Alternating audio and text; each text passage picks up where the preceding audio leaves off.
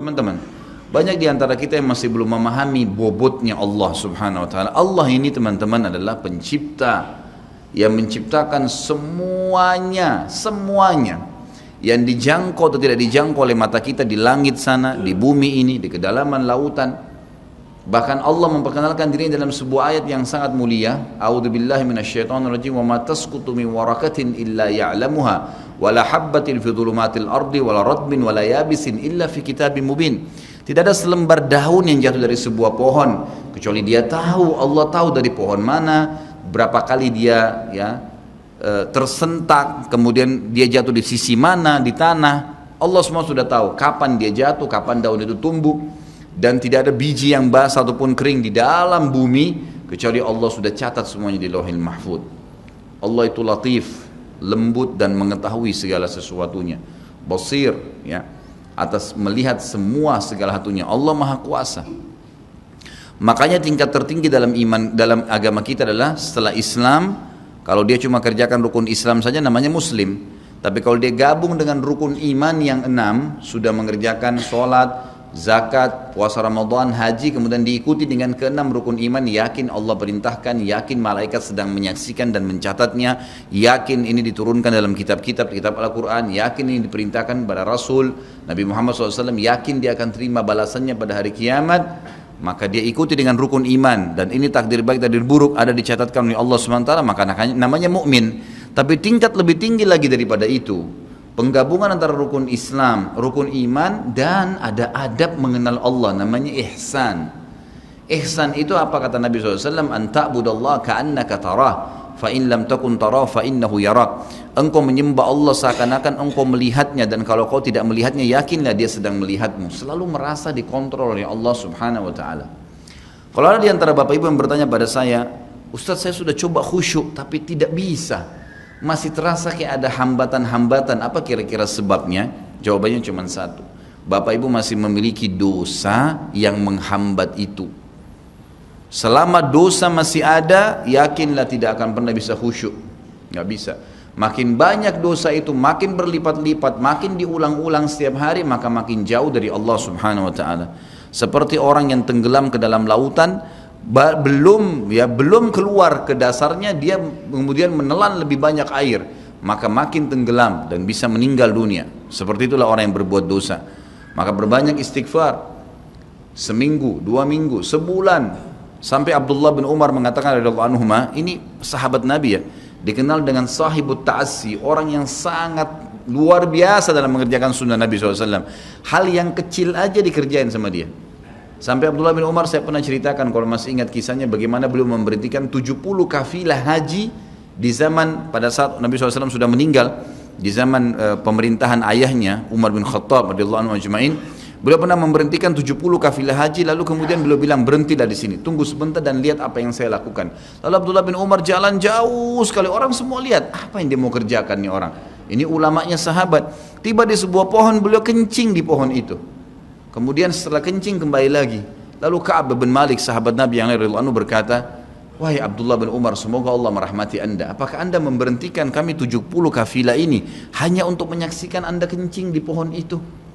Jawabannya dengan sangat tegas, jelas, iya. Kenapa? Kata Ka'ab, karena saya waktu haji bersama Nabi SAW, Nabi pernah berhenti di sini, pernah kencing di situ.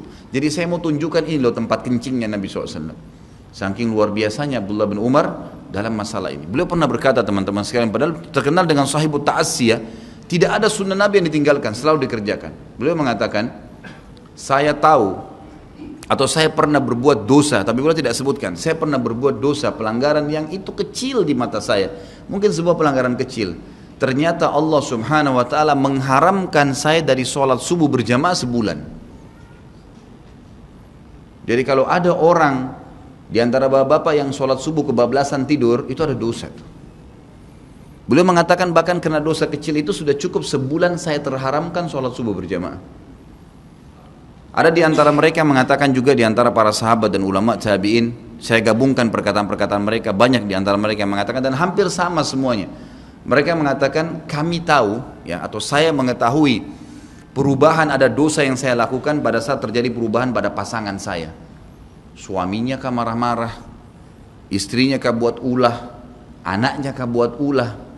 Itu berarti permasalahan ada dalam diri dia. Mereka mengatakan, saya tahu ada kesalahan dosa yang saya kerjakan dengan Allah Azza wa Jal pada saat terjadi perubahan di pasangan hidup saya, anak-anak saya dan tunggangan saya. Kuda mau dinaikin jadi masalah. Kita mau starter mobil pagi, mati mesinnya. Ada saja masalah. Itu berarti ada kendala-kendala berhubungan dengan masalah dosa. Lihat bagaimana pekahnya mereka menjaga hubungan dengan Allah Azza wa Jalla. Seseorang di antara mereka seperti hadis Nabi SAW yang berbunyi, orang mukmin kalau berbuat dosa kecil saja, maka dia akan melihat seperti sebuah gunung yang berat di punggungnya. Sementara orang munafik kalau dia berbuat dosa besar, dia hanya melihat seperti seekor lalat yang hinggap di hidungnya lalu diusir seperti ini. Kiat teman-teman sekalian untuk dekat dengan Allah Subhanahu wa taala adalah kata kuncinya paksakan ibadah dan paksakan tinggalkan dosa. Harus dipaksa. Harus kita paksa jiwa kita ini. Cambuk jiwa itu, cambuk dengan ilmu dan keimanan. Mulai sekarang saya mau on time sholat di masjid, tidak mau ketinggalan. Apapun konsekuensinya, paksain. Sesuatu kalau sudah dipaksakan dan menjadi sebuah kebiasaan akan enak dikerjakan. Otomatis. Tapi kalau kita kendor, sesekali saja dikerjakan, maka akan luluh seperti biasa umumnya. Begitu pula dengan dosa, paksain diri untuk tinggalkan. Lihat yang haram, turunkan pandangan. Mau beli sesuatu, tahan tangan itu supaya tidak beli. Paksa, nggak ada masalah kok. Tangan kita nggak putus kalau kita nggak beli DVD film yang tidak benar misalnya. Nggak masalah kok, kuping kita nggak copot kalau kita nggak dengar musik misalnya. Alihkan ke Al-Quran, syaitan goda, lawan. Jangan terus-menerus kendor, imannya seperti kerupuk. Sedikit diramas sudah hancur, ini jangan. Sampai kapan Bapak Ibu mau terus berlale-lale dalam jauh dari Allah SWT? Sementara iman itu levelnya sangat jauh.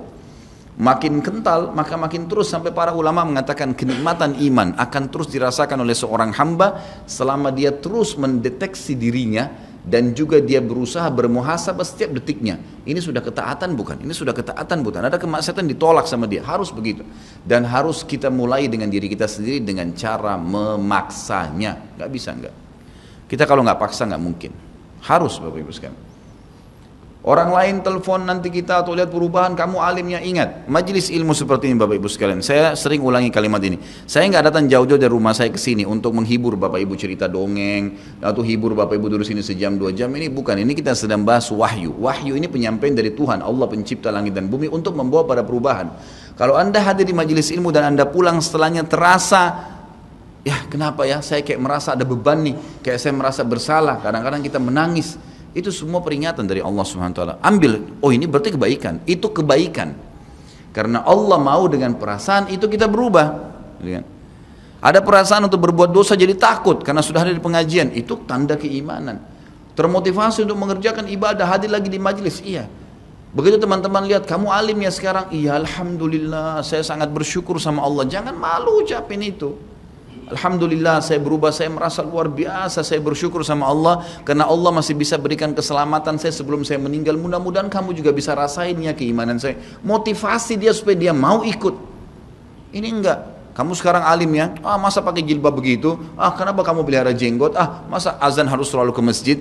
Kemudian, oh iya ya, udah sini aja sholat sama saya, kendor, sholat di rumah, kendor, ganti lagi kembali jilbabnya jilbab gaul dan seterusnya. Ini sampai kapan kita mau tergoda nih kira-kira? Waktu terus berjalan. Ingat, setiap peluang ibadah, Bapak Ibu sekalian, ingat Allah peringatkan Anda dan saya seperti cuma ini, penyampaian. Dan kita yang mengubah diri kita. Tidak mungkin saya mengontrol Anda satu-satu di rumah Anda, atau tidak mungkin Allah Subhanahu wa taala menurunkan tangan dari langit. Tetapi Allah Subhanahu wa taala memberikan kepada kita penyampaian dan berikan hati nurani untuk bisa menyentuh hati nurani kita agar kita melakukan, ya, mengerjakannya. Harusnya begitu. Jangan pernah malu untuk berubah menjadi orang lebih baik. Yang malu itu kalau kita menjadi orang lebih buruk. Ingat, peluang-peluang ibadah yang Anda sudah sia-siakan, wallahi Bapak Ibu sekalian, demi Allah Anda akan sesali nanti. Di hari kiamat nyesal, ya Allah, kenapa dulu saya nggak puasa Senin itu ya? Nyesal, ya Allah, kenapa dulu saya nggak sholat tahiyat masjid ya? Saya malah duduk di depan masjid cuma ngobrol-ngobrol. Ya Allah, kenapa dulu saya nggak maksimal bacanya cuma surah pendek ya? Kenapa nggak surah panjang ya? Ini ibadah saja bisa kita sesalin, apalagi kalau dosa, malah lebih parah itu. Menyesalnya luar biasa, tapi nggak ada gunanya.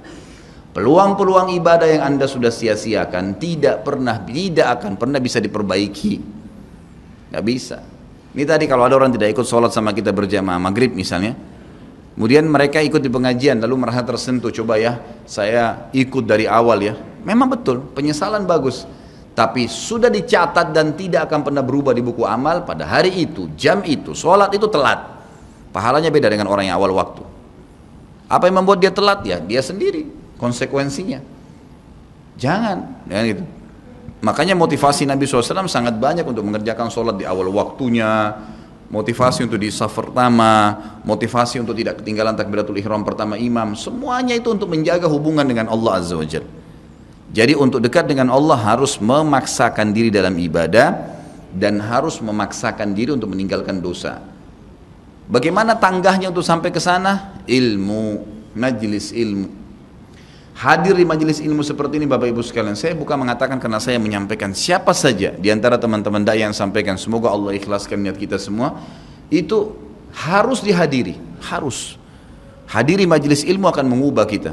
Kalau tidak, dengar, bawa Walkman, bawa headset, bisa dengar di HP kita. Sekarang bisa daripada kita nonton, orang banyak habisin pulsanya hanya nonton YouTube hal-hal yang tidak ada manfaatnya. Nonton ceramah tuh, dengarin. Sambil belanja, sambil macet di jalan, pasang headset di kuping, kemudian kita dengarin ceramah-ceramah itu. Tambah ilmu dengan ilmu, tidak ada kata cukup. Kata para ulama salaf, ilmu itu, ilmu syar'i yang merupakan tangga membawa kita kepada hubungan dengan Allah yang sangat baik, karena dengan keimanan akan muncul, iman akan muncul dengan ilmu itu, ya dia akan memberikan setengah hidupnya dengan cara kita membayar dia dengan seluruh hidup kita. Nggak bisa. Seminggu sekali itu nggak cukup. Apalagi ada orang sebulan sekali, apalagi ada orang cuman kalau lagi ada waktu lowong, ini nggak bisa. Kita sibuk Bapak Ibu sekalian memberikan makan tubuh kita, makan makanan, minum macam-macam variasi, betul untuk fisiknya sehat, tapi ruhnya kurus, kerempeng, sakit, itu luar biasa. Tapi kalau kita balik, fisik kita yang biasa cukup kenyang sudah, tapi ruh kita berikan kesehatan yang luar biasa. Orang kalau ruhnya yang sehat Bapak Ibu sekalian, semuanya jadi kecil buat dia. Julaibib radhiyallahu anhu sahabat Nabi itu, saking kecilnya badannya itu sampai diangkat oleh Nabi SAW dengan satu telapak tangan karena kecilnya badannya. Tapi di perang ya Uhud dia bisa membunuh 7 orang kafir. Tidak ada hubungannya dengan kecil badannya, tapi ruhnya kuat, besar. Waktu Nabi SAW balik dari perang Uhud dan terkalahkan oleh orang-orang kafir Quraisy dengan hikmah Allah Subhanahu wa taala, semua sahabat waktu itu mati syahid 70 orang di Uhud, sisa 630 orang bersama Nabi SAW, semuanya terluka, dan minimal luka sahabat waktu itu minimal 7 luka, sabetan pedang, hantaman tombak, sobekan, pokoknya luka semua sahabat. Sampai ada sahabat sudah nggak bisa jalan karena kakinya sobek, punggungnya sobek, dinaikin di kuda, tiba di rumah tinggal dibaringin. Lihat bagaimana para sahabat mengetahui bagaimana hubungannya dengan Allah Subhanahu wa taala dengan ilmu yang sudah tertanam yang Nabi SAW tanamkan dalam hati mereka, bisa mengubah segala sesuatu. Subhanallah, tiba pulang menjelang maghrib ke kota Madinah, istirahatlah para sahabat ini, mereka lagi obatin obat luka mereka. Nabi SAW dapat wahyu menyuruh Nabi SAW dan para sahabat keluar mengejar Quraisy. Quraisy ini jumlahnya waktu itu ya 1.000 orang, 3.000 orang pasukan Quraisy, yang terbunuh cuma sekian belas saja mereka. Dan mereka sudah merasa bangga dan pulang ke kota Madinah, pulang meninggalkan Madinah, karena Uhud itu dekat Madinah. Kemudian mereka bangga dengan itu. Keesokan paginya habis sholat subuh kata Nabi SAW, wahai sahabat-sahabatku, Allah Azza wa Jalla memerintahkan kita untuk mengejar Quraisy. Maka pulanglah masing-masing kalian di suku kalian, lalu motivasi siapapun yang ikut kemarin di Uhud, semua, mau sakit, mau enggak, mau luka, mau enggak, tapi ini luka semua nih, minimal punya 7 luka, ya. Kita kadang-kadang mungkin kuku kita kecabut aja sudah susah ke masjid. Ini sabetan pedang, sobek, rusak semua tubuh mereka.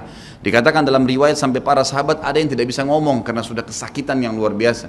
Kata Nabi SAW, semua yang ikut di Uhud kemarin keluar lagi. 630 orang semua harus keluar. Bagaimana caranya? Pokoknya ngumpul keluar, perintah Allah. Coba bayangin, kita kadang-kadang habis olahraga saja capek, diajak keluar sama istri atau diajak keluar sama suami, kita sudah nggak mau keluar. Capek biasa olahraga, atau mungkin penat, capek duduk di kantor mau istirahat.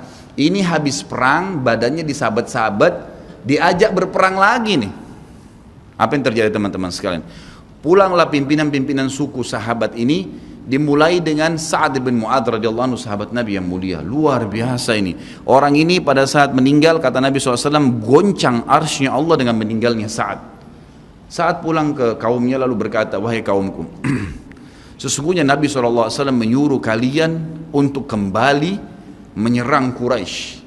Pada saat itu mereka lagi kumpul saling ngobatin luka, dan di depan mereka yang saling ngobatin luka itu adalah Usaid bin Khudair, sahabat Nabi yang mulia. Ini sahabat Nabi yang satu dari Aus ini, kalau membaca Al-Quran malaikat turun dari langit dengarin bacaannya. Luar biasa. Lagi ngobatin lukanya sambil dia berkata, waktu dikatakan Nabi SAW menyuruh kalian mengejar Quraisy, kata Usaid bin Khudair lagi ngobatin lukanya, sami'na wa ata'na, kami dengar dan kami patuh, ditinggalin lukanya. Lalu seluruh suku itu saling nopang satu sama yang lain, mendatangi masjid Nabi SAW untuk ikut berperang lagi. Nggak ada satupun yang tinggal. Ada yang luar biasa, saya terus terang nangis waktu dengar kisah itu, luar biasa. 2 orang anak muda Ansar, saya setiap kenang kisah ini selalu nangis, nggak bisa tahan karena luar biasa. Anak 2 orang ini belasan tahun umurnya, dan dua-duanya nggak bisa jalan, Bapak Ibu sekalian, nggak bisa jalan. Luar biasa, sudah sobek kakinya, sobek punggungnya, bahkan dikatakan di bagian leher ada irisan, di bagian lehernya ada irisan, gitu kan. Kesakitan. Dua-dua ini diturunkan dari kuda, ditidurkan, adik kakak nih. Tapi saya tidak ingat, namanya tidak disebutkan dalam kisah, tapi ini kisah luar biasa. Dan kemarin kebetulan Imam Masjid Haram atau saya lagi umroh nyebutin kisah itu juga. Hampir satu masjid orang menangis mendengarkan kisahnya. Dia mengatakan, waktu sampai ke telinga adik kakak ini umurnya belasan tahun ya, di bawah 20 tahun. Kalau Nabi SAW memanggil seluruh yang hadir di Uhud untuk kembali berperang. Ini mereka nggak bisa jalan nih. Si kakak bilang sama adiknya, kita nggak bisa tinggal di sini nih. Rasulullah SAW sudah memanggil kita untuk menjawab panggilan Allah. Kata adiknya, bagaimana caranya kita merangkak? Bagaimana caranya kita ke sana? Nggak ada yang bisa nopang. Ini berdua lagi sakit. Mereka cuma tinggal sama ibunya. Lalu berkata si kakak, sekali saya seret kamu, sekali kamu seret saya. Mereka saling seret satu sama yang lain, Bapak Ibu sekalian, sampai di hadapan masjid Nabi SAW.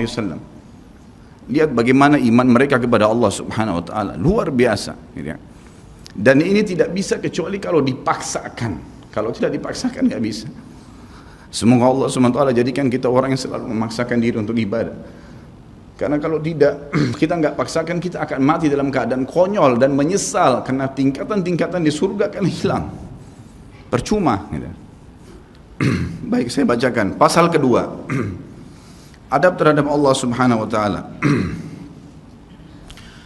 Seorang muslim hendaknya melihat segala sesuatu yang telah diberikan Allah kepadanya dengan tiada terhingga, yakni berupa kenikmatan yang tak terhitung.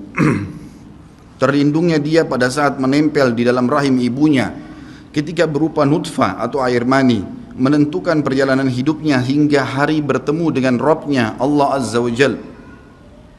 Hendaknya ia bersyukur kepada Allah atas nikmat itu dengan lisannya, yakni memuji dan menyanjung Allah secara semestinya.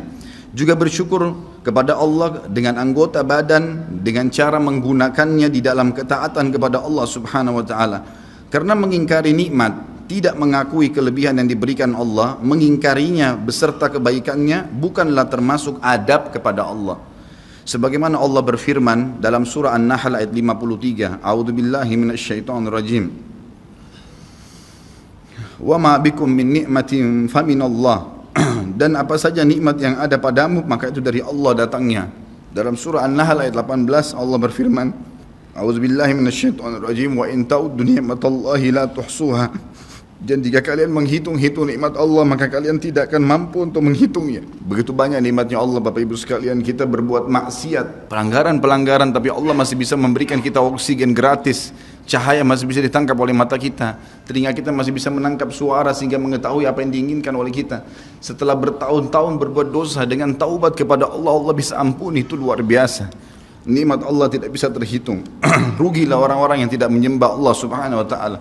Dan kalau seandainya, kata Ibnu Taimiyah rahimahullah, orang-orang yang bermaksiat kepada Allah itu tahu bagaimana nikmatnya keimanan yang ada dalam hati kami ini, sehingga kami bisa menangis dan kami bisa merasakan dekatnya dengan Allah, bahkan merindukan surga dan selalu merasa diri jauh dari neraka, maka niscaya mereka akan membelah dada-dada kami dan mengambil keimanan itu, karena mereka tidak akan pernah merasakannya.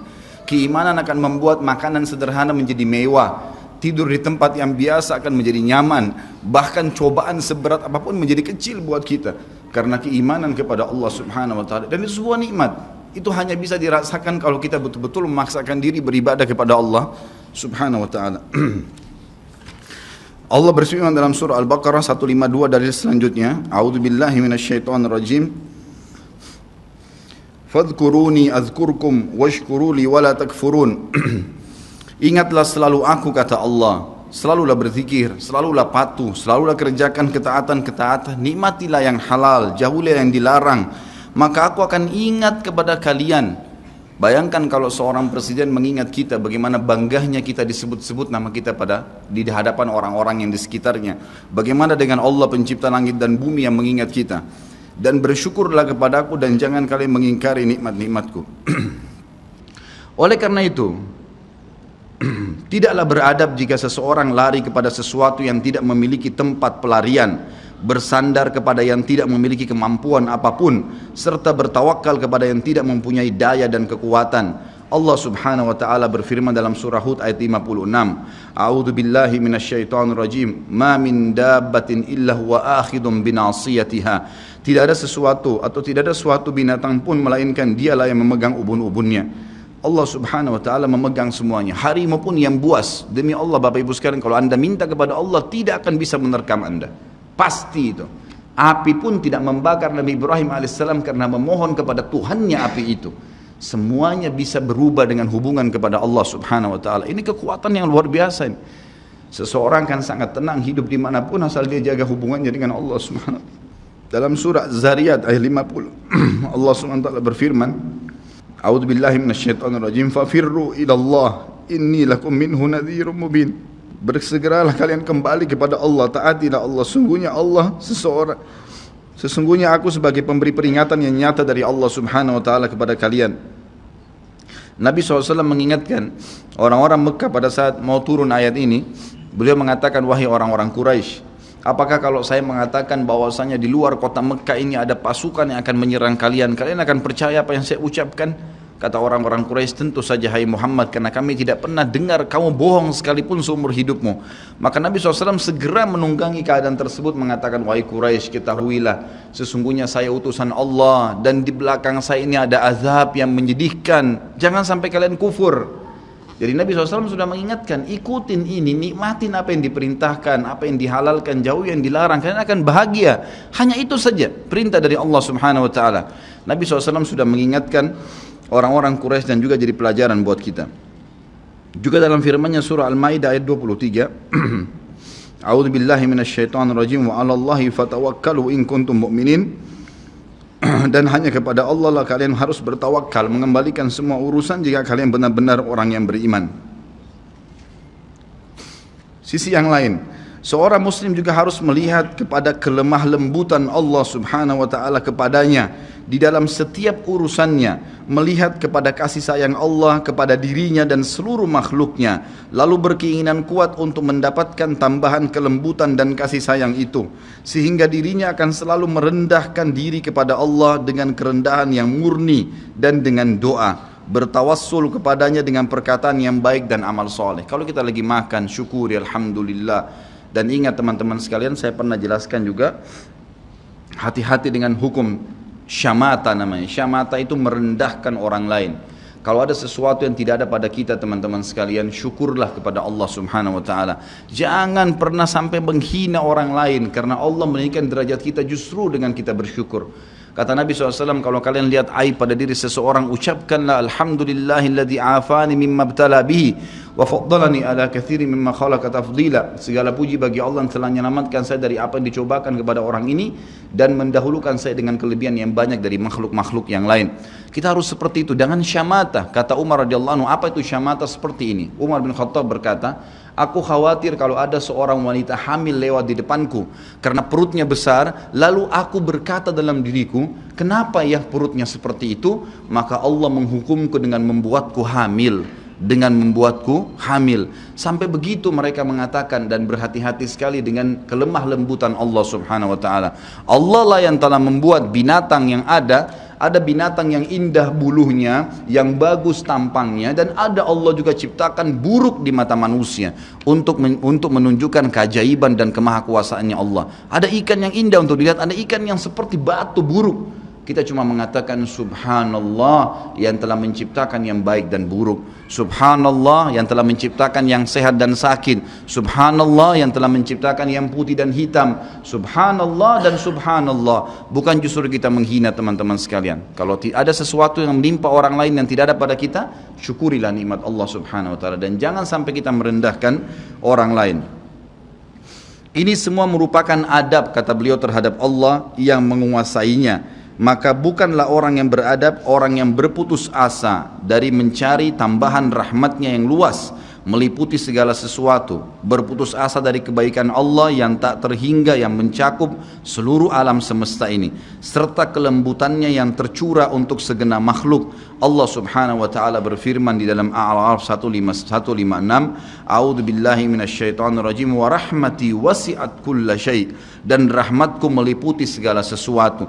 Kata ulama tafsir, hewan pun kalau yang buas kemudian dia menerkam mangsanya, lalu dia meminta maaf kepada Allah, maka rahmatnya Allah akan meliputinya. Seseorang membunuh orang lain pun, sebagaimana masuk dalam sebuah hadis, Allah tertawa melihat dua orang yang saling membunuh, kemudian dua-duanya masuk surga. Lalu para sahabat bertanya, ya Rasulullah, bagaimana ceritanya dua orang itu?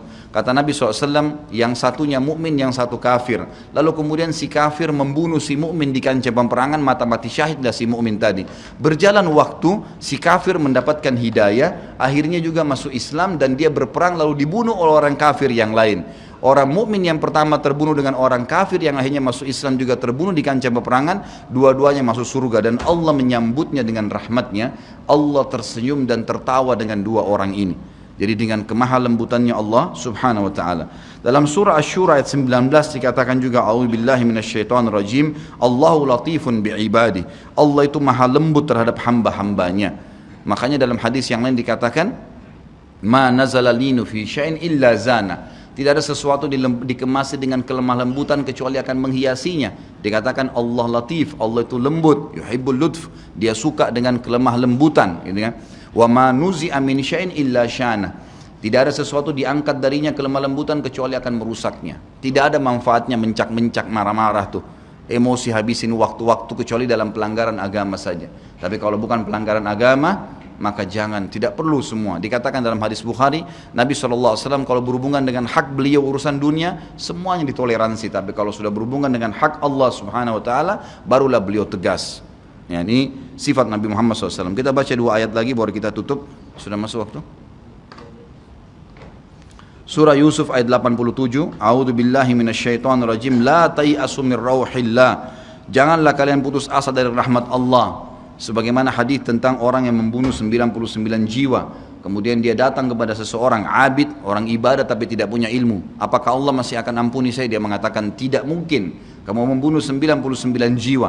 Lalu kemudian dia membunuh orang itu, kata Nabi SAW, digenapkan 100. Kemudian dia menemui seorang yang alim, lalu dia bertanya, apakah Allah masih ampuni saya dengan 100 orang yang sudah saya bunuh? Maka kata Nabi, kata orang tersebut, tentu saja. Allah rahmatnya telah meliputi segala satunya. Allah akan terima taubatmu. Maka dia bertaubat. Pada saat dia bertaubat orang tersebut kepada Allah SWT, lalu dia mau pulang setelah bertaubat, lalu dia meninggal tengah jalan. Kata Nabi SAW, Allah mengutus 2 malaikat, satu malaikat rahmah, satu malaikat azab. Malaikat rahmah akan membawa ruhnya yang memperlihatkan taman dari taman surga, dan malaikat azab memperlihatkan lubang dari lubang neraka.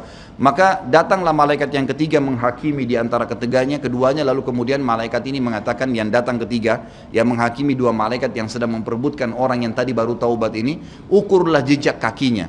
Maka diukur, ternyata jalan menuju ke tempat taubatnya itu lebih 1 jengkal kaki, ya, 1 jengkal kaki saja. Maka dengan itu Allah masukkan dia ke dalam surga. 100 jiwa sudah dibunuh, teman-teman sekalian. Ini bukan main-main, dosa yang sangat besar, tapi rahmat Allah sangat luas.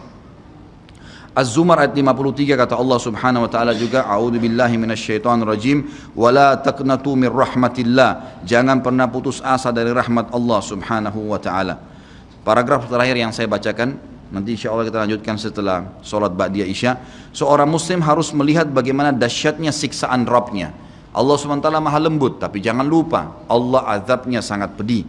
Seorang muslim harus melihat bagaimana dahsyatnya siksaan Rabbnya, kerasnya azab dan kecepatan hisapnya. Kalau datang seketika, gitu kan? Dan tidak ada yang bisa bendung, sehingga dia bertakwa atau takut kepadanya, menjaga diri terhadapnya, serta meninggalkan segala kemaksiatan. Maka ini pun merupakan bentuk adab kepada Allah, sehingga tidaklah seseorang itu beradab menurut orang-orang yang berakal apabila ia menentang Allah dan berlaku aniaya atau zalim. Padahal ia seorang hamba yang lemah, namun justru menentang Rabb yang maha perkasa lagi maha kuasa, maha kuat lagi maha perkasa. Dan Allah berfirman dalam surah Ar-Ra'd ayat 11, A'udzu billahi minasyaitonir rajim, wa idza aradallahu biqaumin su'an fala maraddalah wa ma lahum min dunihi min wal. Dan apabila Allah menghendaki keburukan terhadap satu kaum, maka tidak akan pernah ada yang bisa menolaknya, dan sekali-kali tidak ada pelindung bagi mereka selain Dia. Kalau Allah sudah mau hancurkan, maka tidak akan pernah ada yang bisa membendung.